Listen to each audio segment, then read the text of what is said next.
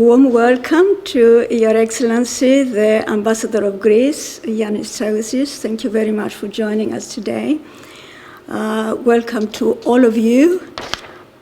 It's great to see you. This is a new beginning for the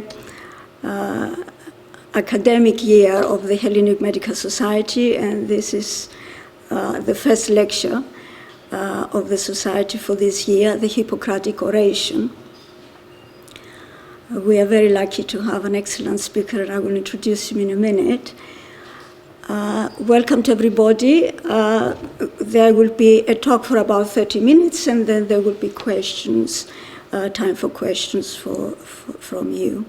So let me introduce our esteemed speaker, George Malliaras, the Prince Philip Professor of Technology at the University of Cambridge.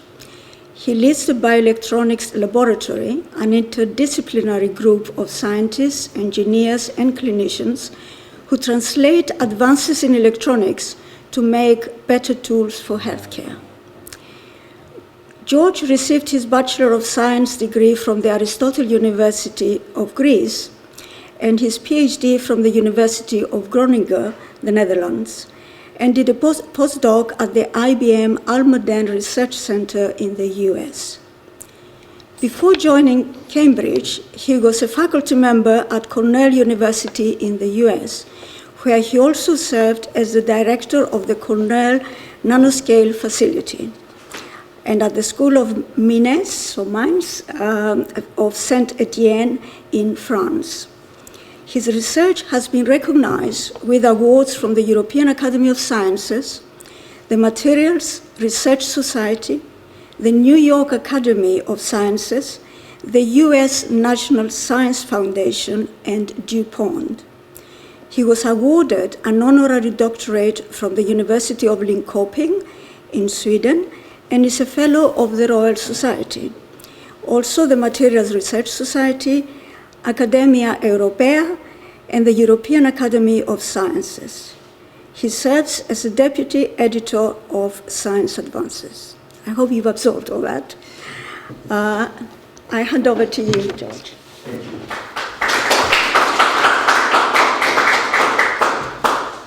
Thank you very much for the kind invitation and the kind introduction. It's an honor and a pleasure to be here among such a distinguished audience.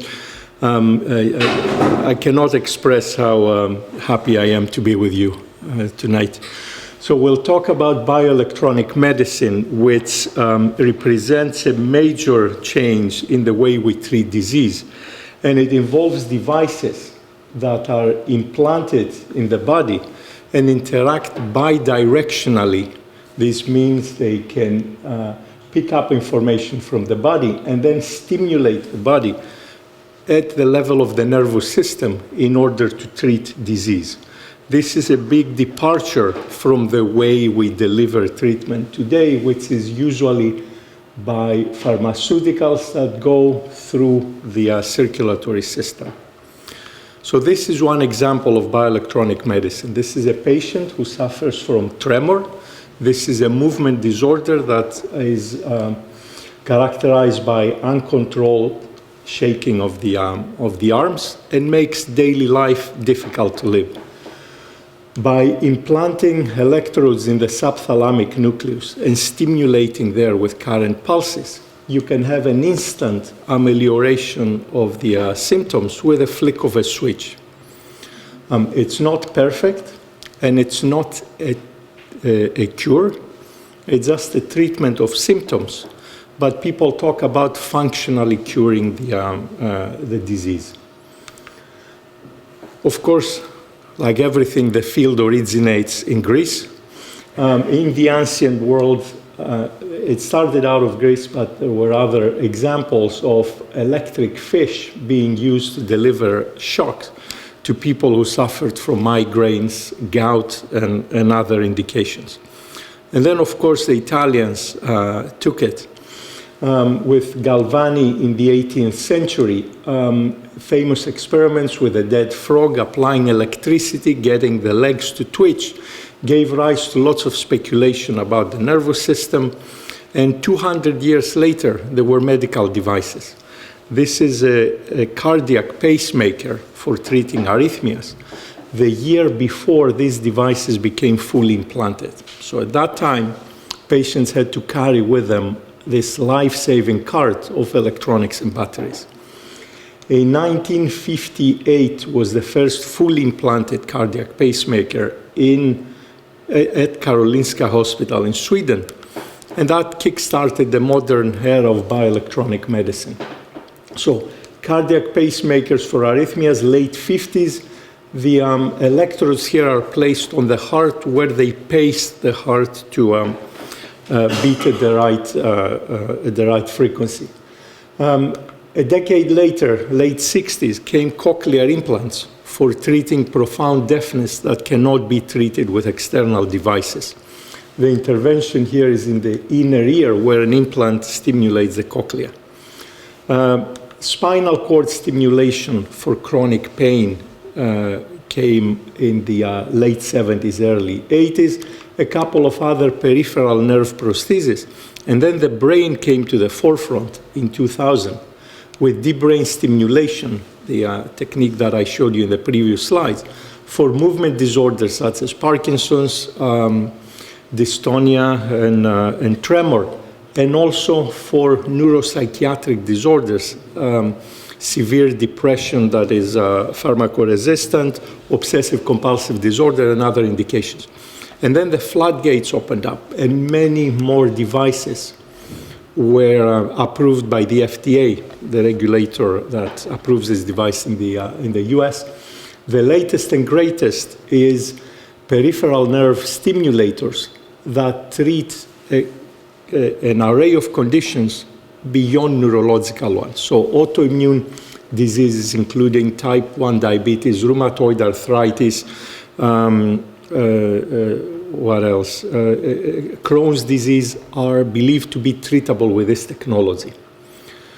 There was a lot of interest, including about 10 years ago, actors that are not known in the medical field entering, such as Google's parent company Alphabet, who launched a joint venture with GSK, a well-known pharmaceutical, envisioning a future where disease is treated through miniaturized stimulators, so beyond pharmaceuticals.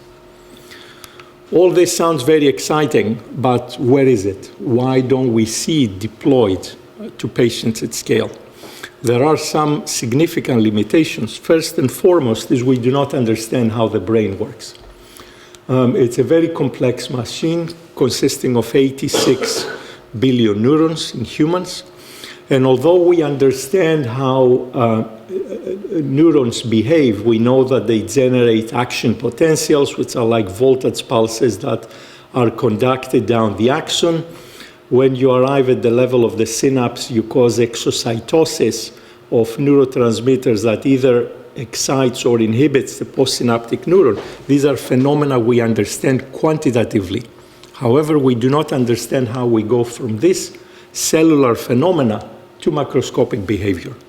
And that will take, I'm afraid, several generations of scientists to figure out, given the complexity of the machine. The way people are trying to figure this out is by using electrodes that penetrate into the brain and can record single neuron activity. Combine those with electrodes that are placed on the surface of the brain and typically measure network of neuron activity, with scalp electrodes that measure much larger brain areas. So you try to go from single neuron to a network of network, and try to extrapolate to behavior. But again, very complex problem. The opposite is also not understood. What is the mechanism of neuromodulation? Why, when we stimulate the brain of a patient with tremor, do the symptoms stop? In addition to these fundamental limitations, the technology that we use today is very limiting. It's made in a fashion that is not scalable. We cannot make enough devices to satisfy the demand. Moreover, the placement is highly invasive, and there aren't enough neurosurgeons to deploy this technology. It also offers poor specificity with off-side effects, and the message I want to pass is that new technologies are needed to address these limitations and enable bioelectronic medicine.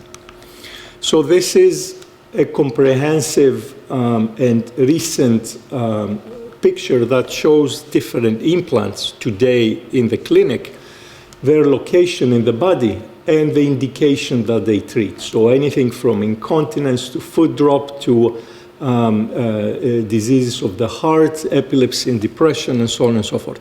And by and large, they look like this. There is a little tin can that contains batteries and electronics, and this is about this big in size and generates electric current pulses that are then guided through these cables to electrodes that are placed in the location where intervention is required. So for deep brain stimulation, we do a bilateral implantation.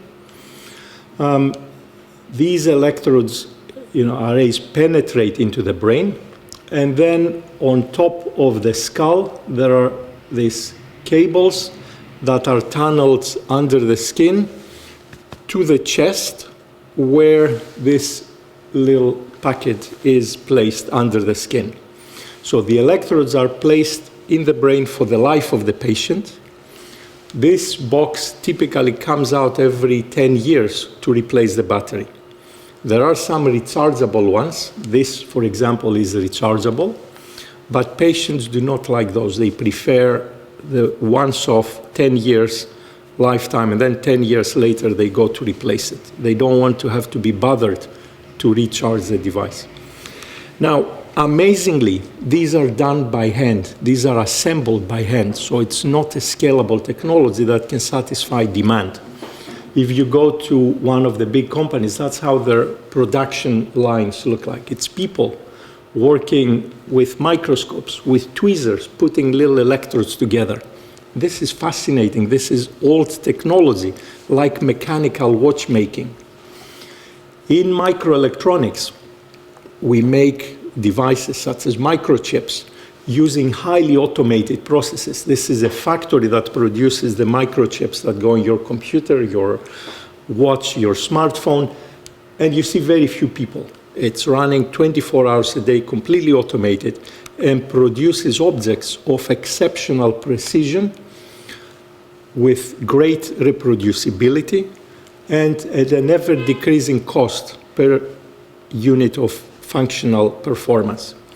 So this technology is now slowly entering bioelectronic medicine, and it's going to revolutionize it. Now, I do have some slides with showing images of surgery. If you're squeamish, please look away. So this is how the brain is explored. I guess in this audience, I don't need that disclaimer. But this is how the brain is mapped before resection. You would do a craniotomy, then a durectomy, and then put an electrode array on the surface of the cortex to map functionality before you do any resection. And this is the current technology, again, electrodes made by hand, which are quite large, millimeters in diameter, and provide very coarse mapping of the brain. With microelectronic technology, we can have hundreds of electrodes in this area, each electrode as small as the body of a single neuron.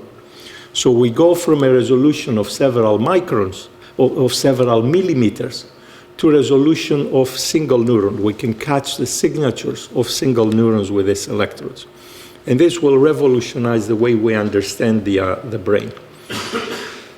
This is Elon Musk's company, Neuralink, that uses the same technology, only here they make these linear arrays of electrodes. Again, the electrodes are very small, are micron scale, the size of a neuron, and these are placed in the motor cortex of paralyzed patients to interpret volition for movement. So when this person is thinking, I want to move my arm, they cannot execute that motion because they're paralyzed, but the information that's recorded from the brain is interpreted by a computer and can be used to, for example, move pieces on a chessboard or to move a prosthetic arm. So with that as an introduction, I want to give you a couple of snapshots of what's to come, what we do in research laboratories. One of the key issues is the invasiveness of surgery. And to highlight this, I will point to spinal cord implants that are used to treat chronic pain that is refractory to medication. So this is something that can be prescribed after non-steroid anti-inflammatory drugs cease to work. There are two pathways, opioids or neuromodulation of the spinal cord for chronic neuropathic pain. There are two technologies. There is this linear array of electrodes. This is called percutaneous, and it's placed on the spinal cord where it tickles the spinal cord and makes the sensation of pain diminish or even go away. It's placed on the spinal cord with a lumbar puncture between the space of the vertebrae. However, it's not very effective because it can move out of alignment with the area it's supposed to stimulate as the patient moves about and goes on with their daily life and lose efficacy. And as a result of that, revision placement is required. A better technology is this paddle electrode, which is a larger array of electrodes that hugs the spinal cord and provides much better treatment, and it doesn't move. So it goes in once, and that's it. Unfortunately, to place this, you need a laminectomy, which is a significantly more involved procedure than a lumbar puncture. So here you need to remove part of a vertebra to slide the device in. So can we get the best of both worlds? And here, this is a work of a very talented student who integrated microfluidic devices, so a tiny little chamber where you can pump saline with very thin devices that can be rolled up and look like a percutaneous array that can be placed in the body with a lumbar puncture, and then once inside the body, they can be expanded to become larger electrodes. So this is shown here, a lumbar puncture. You put the device in, you place it where it needs to be, and then you can pump it to open up and cover a large part of the spinal cord. So this is now being tested in human cadavers before deployment before first in human. So this is the lumbar puncture. This is the device going in. There is fluoroscopy here to image the device with X-rays. And then once it's placed, then you can pump some saline and it opens up. And you see this by X-rays. We have two markers on the device that coincide when the device is rolled up, and then they separate when it begins to unroll. And then you can do a laminectomy and find that really it hugs the spinal cord really nicely. The same technology also works on the brain. You can do a small burr hole and then insert a device which initially is folded and then expanded to cover a large area. So this targets minimal invasive placement, which will hopefully help these technologies go to more people. One last thing here, talking about devices that move and change shape. There is a bit of engineering which is called soft robotics, where we can make, never mind the details, we can make devices that can move by applying electricity to them. So this, you see, it moves in real time. We apply a small voltage and we can get this device to open and close. We can also engineer it a little bit better and make it execute different types of motion. It can wrap up, for example, around a nerve. So we integrate electrodes with these devices. These are the electrodes here. These fingers are a material that is electrically active and makes the device roll. We present this on the sciatic nerve, and it goes and hugs the sciatic nerve. By touching the nerve itself, it doesn't cause any neural activity. Here, one of these electrodes is monitoring the electrical activity of the nerve. The placement of the implant is very gentle. It doesn't affect the nerve.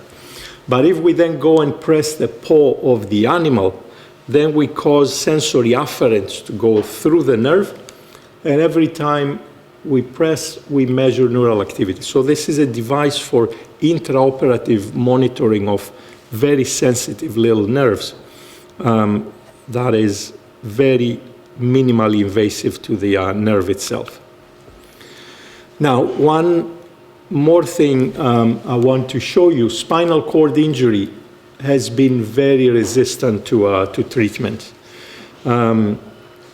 Many approaches have been tried and failed, but the engineers and scientists don't give up. Doctors never give up, so we're pushing forward. And here's a new concept that appears very promising. We can place electrodes around the spinal cord in a circumferential fashion, as shown here, and then use those to record the traffic that goes along the spinal cord.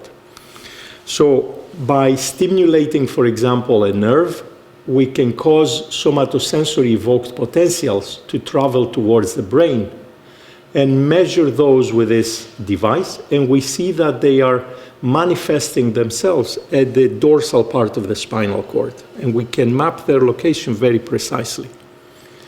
If we stimulate the brain, we cause motor evoked potentials. These are commands to muscle that travel from the brain to the spinal cord, and they travel at the ventrolateral part of the spinal cord, so front and back. So we now know with very good resolution how the traffic on the spinal cord works. What we can do is we can stimulate at the appropriate location electrically and elicit different motions. We can get different parts of the leg to move. So we can now connect two electrodes, one above the injury and one below the injury along a spinal cord. This one will catch a motor command as it comes down from the brain, will transform it to an electrical signal that we can then, with a wire, pass to another device below the injury and stimulate to elicit the motion. So what we can do is we can bypass the injury by this electronic device, and this is shown here. This is the motor command as it's triggered, in our case, by stimulation of the motor cortex. We catch it here, that's how it looks. And then with a low latency interface, we can pass it and inject it behind the injury to cause movement of the leg as seen by kinematics or by muscle recordings.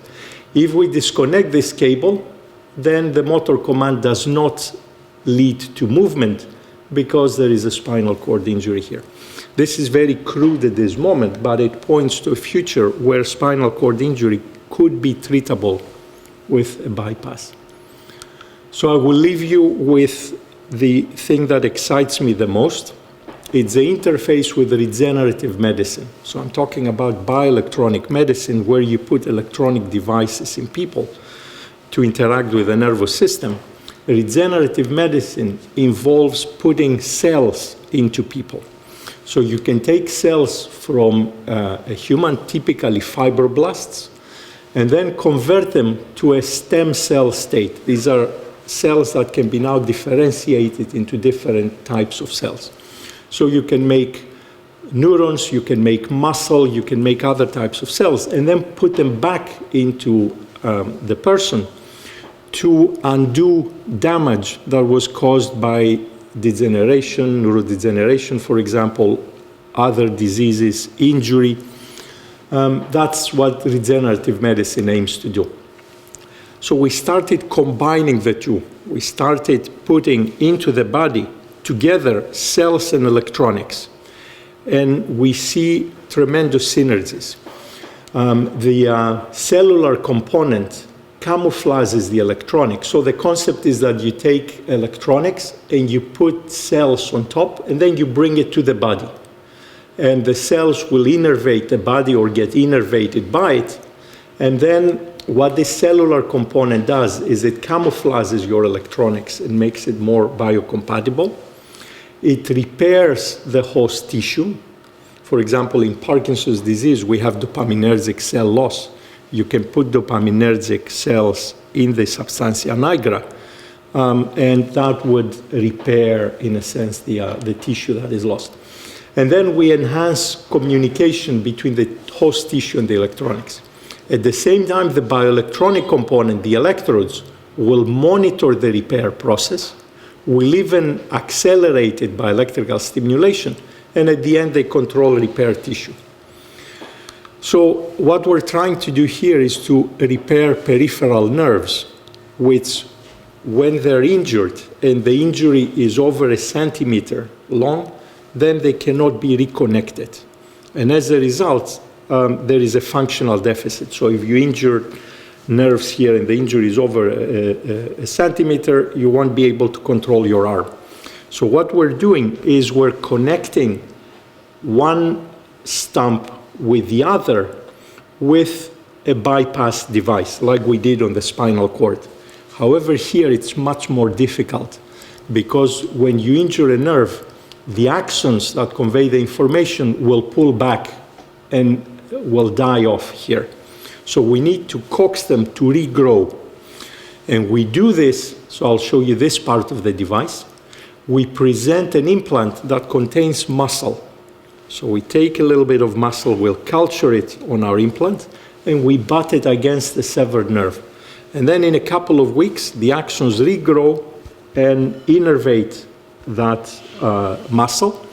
And then every time a motor command is transmitted to this nerve, we can record it as a muscle twitch on our device.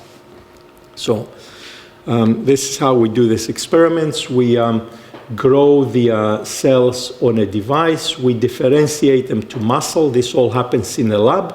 And then we present the implant that contains muscle cells and electronics on the severed nerve. So this is the the data that shows that it works.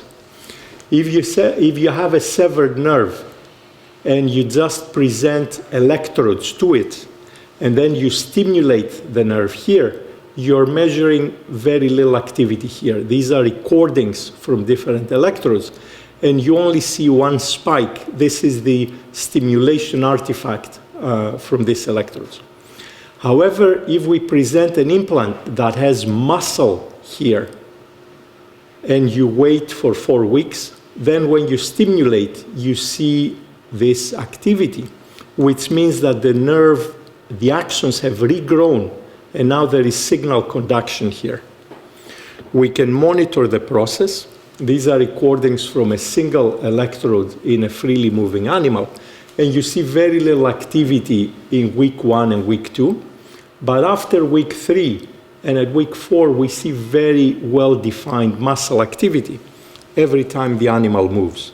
So we know now that we can repair tissue locally and pick up signals that can be used to make a bypass. So that said, I hope I conveyed my sense of excitement about bioelectronic medicine as a new way to treat disease. What is happening now is the technology is switching from devices made by hand to devices using microelectronic technology. So these are called thin film implants. And that's a game changer. We can make lots of devices at low cost. And the challenge is now to come up with minimally invasive ways to place those in the body as a way to be able to give them to more people as needed. Cuff electrodes on peripheral nerves and spinal cord can help develop these bypass systems. And the interface with regenerative medicine is very promising because it paves the way for new therapies. So with that, let me thank the group. The group is co-led. I'm an engineer these days. I started as a physicist, but an engineer. It's in collaboration with a neurosurgeon, Damiano Barone, and 2 neuroscientists. And we have all the translational chain from making devices to doing the animal studies to doing the first in human at Addenbrooke's. So a group with physicists, chemists, engineers, neuroscientists, neurosurgeons, all under one roof. Collaborations in Cambridge and outside, and funding agencies, very, very important. A friend of mine says ideas without funding are hallucinations. So these funding agencies help us realize the ideas. So thank you again for having me. I'm honored to be here and ready to take your questions.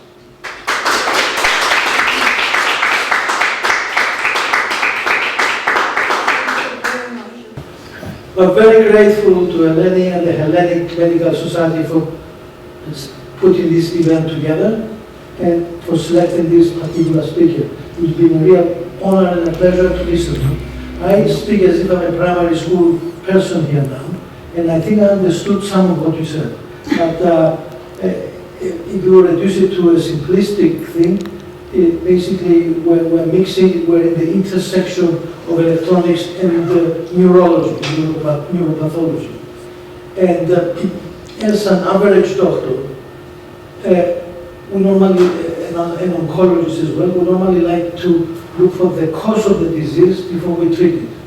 But I'm very grateful to hear somebody like you who start backwards. You want to find what the symptoms are, and if you deal with the symptoms, the cause doesn't matter almost. Of course, I'm an oncologist, and you may not be an oncologist. In oncology, you do need to treat the source of the problem. But having fantastic symptomatic relief from all these diseases, like you said, whether it's a broken neck or a tremor of the finger, it is wonderful, and I can see that this is the beginning of a whole new era where you mix not only the manufacturing, also AI comes into everything out there. So in conversation we need to use that word. But also our common friend Elon Musk, surely he must have spent many more pounds than you to see what he's doing. In other words, a lot of people are doing these things, and I get the distinct impression that what you're doing is much softer and more humane than Elon Musk, who's trying to take the computer and turn the human into the machine. You're trying to turn soft machines into humans. Correct me if I'm completely wrong, no? And by that way, hallucination can be extremely expensive. No, I take your point. It's great. Indeed, Elon Musk is trying to take a consumer electronics aspect, like pathway.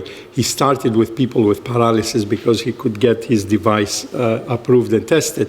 But the vision he has is that of connecting the brain to machines, to Facebook or Twitter or X or whatever it's called today. So he looks at he aims at the consumer market. I think there is a lot of scope for using this technology for patients. We do not understand how the brain works, so a lot of our thinking is let's try and indeed relieve the symptoms. Some of these interventions were discovered by accident. For example, deep brain stimulation. There was a bit of understanding that if you lesion the tracts around the subthalamic nucleus, then you would have symptoms relief. And one surgeon in France, Alim Ben Abid, he tried, instead of cutting them with a knife, to put an electrode and fry them, just cook them by applying a high voltage stimulus. So he puts the electrode and starts cranking up the voltage, and well before the threshold was reached to cook the tissue, the symptoms were gone. So that's what gave rise to deep brain stimulation, a serendipitous discovery. But it's not always like this. It's not a characteristic story. There is serendipity, but indeed the approach is let's try to fix the symptoms. So Thank you very much for honoring us today with a fascinating lecture. I'm twice delighted because I'm also an Aristotelian graduate. All right. Even though I just scraped the barrel when I graduated in 1967 with just 5. That was my degree. But I have two questions.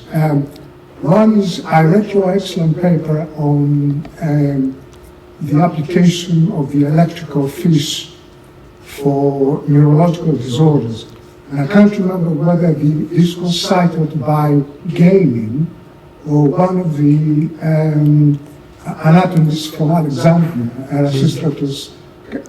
That was one question I had. And the second question is, as you can fry the tissue, is it possible to do this for brain tumors, for example? Yes, let me start with the second first. So everything I talked about today, the mechanism of action is you apply a current stimulus, you depolarize the cell membrane, and you cause neurons to fire. But there are many more things you can do with electricity. For example, you can porate a cell to deliver or extract genetic material. You can heat up tissue to the point where you can cause ablation. And that is used for therapeutic purposes indeed.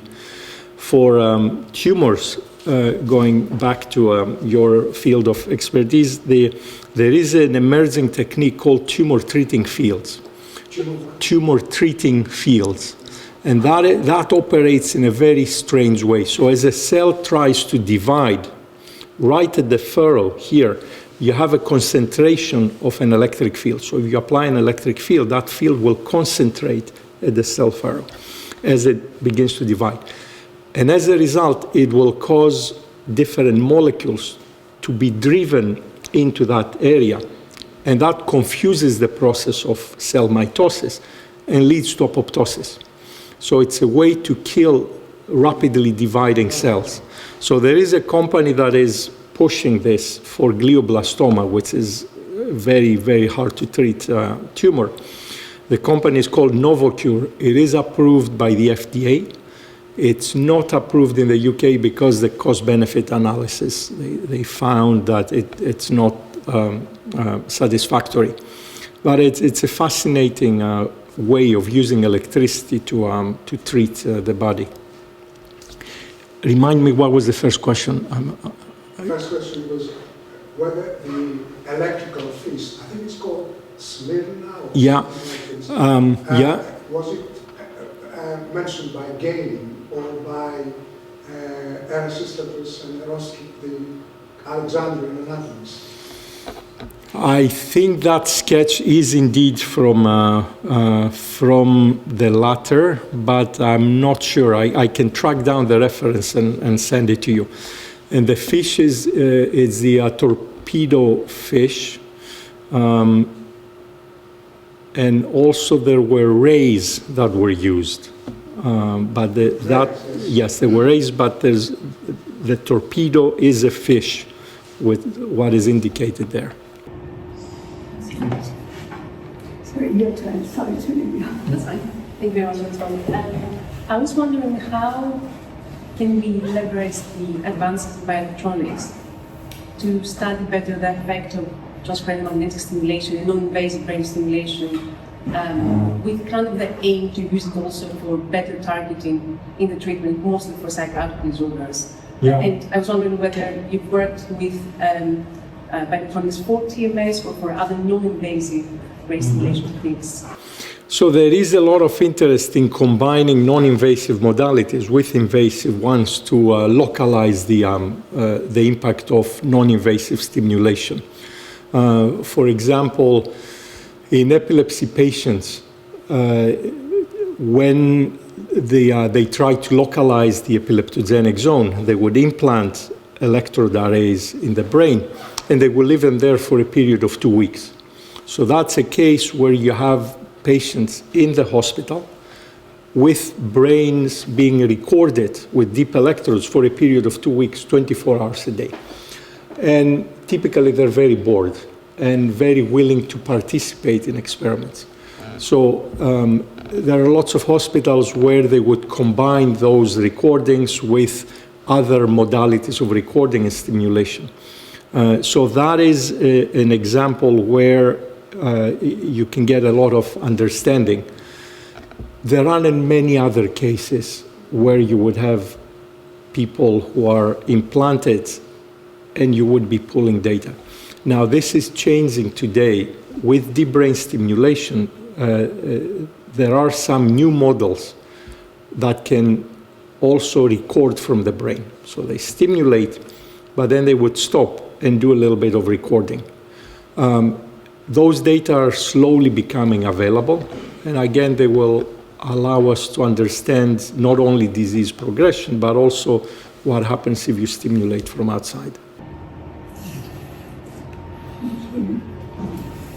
Thank you. Thank you very much for your talk. I just have a brief question. So I'll give you a bit of background. I'm a pediatric trainee, but my research is mainly on immune-mediated epilepsies.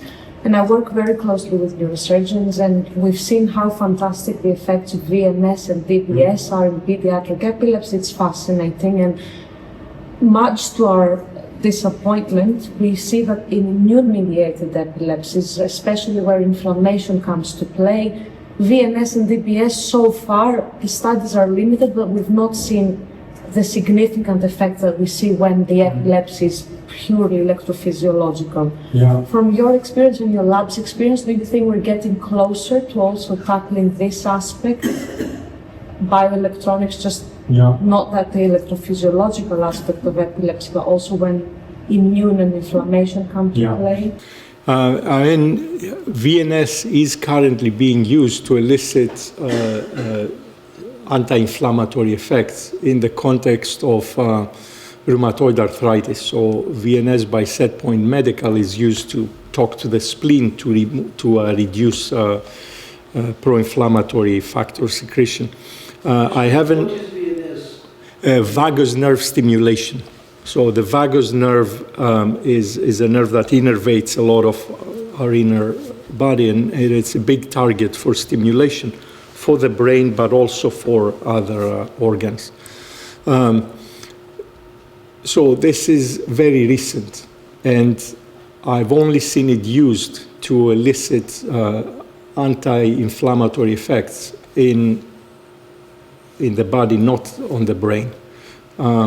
So that's the direction I would take. There is another bit of relevant work where they stimulate implanted electrodes to reduce the foreign body response. And that again has to do with endowing anti-inflammatory activity by neurostimulation. Maybe a question. Is this discussion related at all with Alzheimer's disease, and whether this can be used now or in the future in order to treat the symptoms of at least the memory nerve?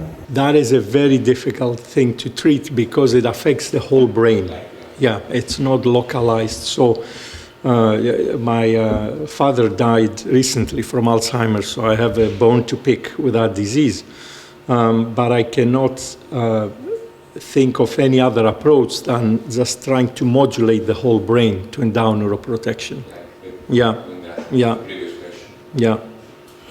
Is there any synergy with chemicals? I know we talked about the chemicals, but there are also interesting chemicals that are emerging.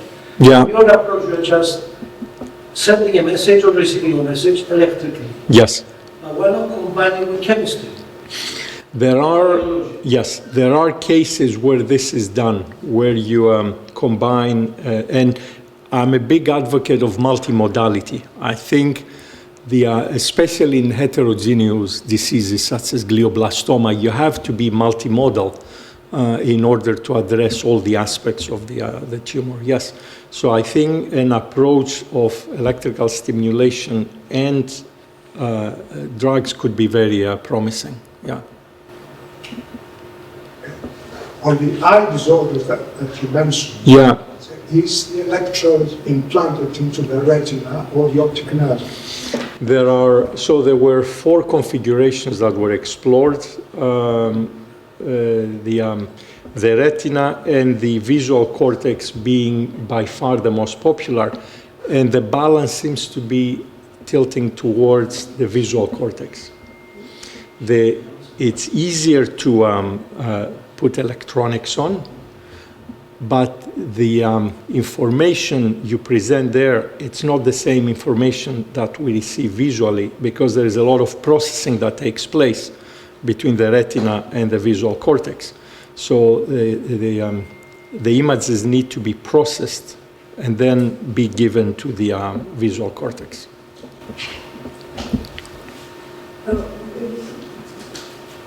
Can I ask you? Yes. Questions? Sure.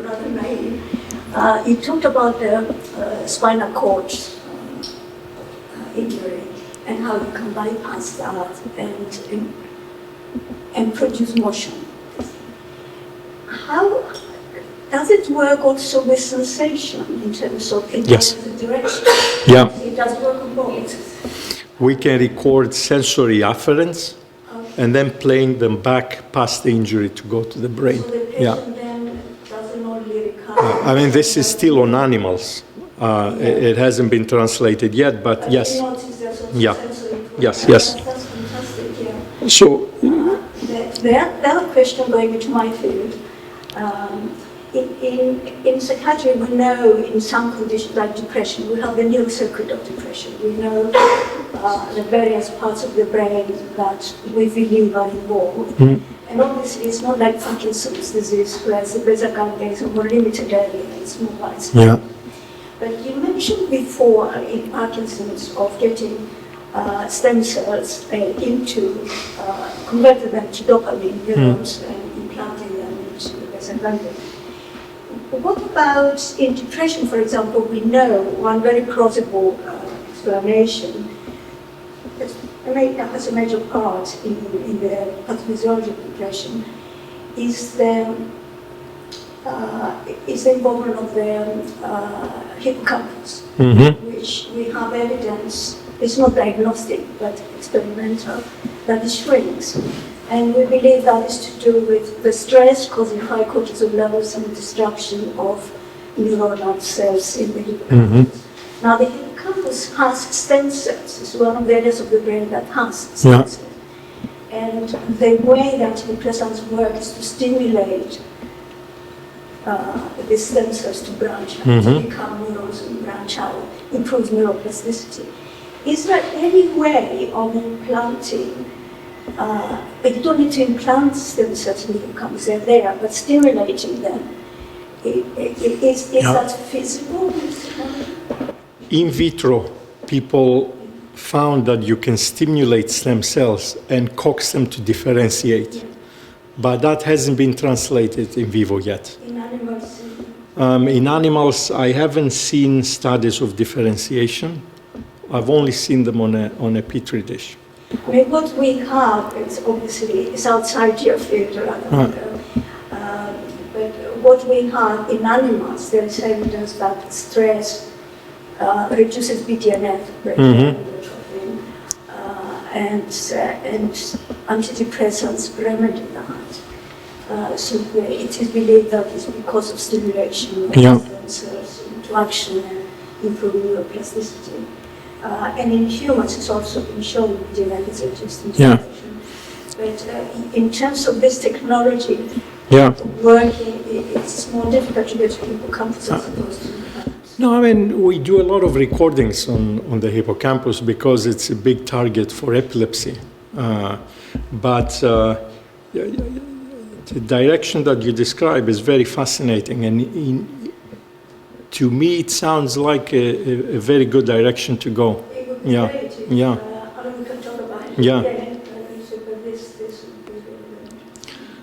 Because again, depression is a major disease, affects a lot of people. Yeah. And it may not work in everybody because it's not related to stress, but obviously some people, because of genetic, are more susceptible. Anyway, but it's certainly a substantial number. No, thank you. That's a really good idea. Well, if there are no questions, I'd like to thank you. Thank you. Thank you very, very much. Oh, look at that. Wow. It's a bit amateurish. Thank you very much.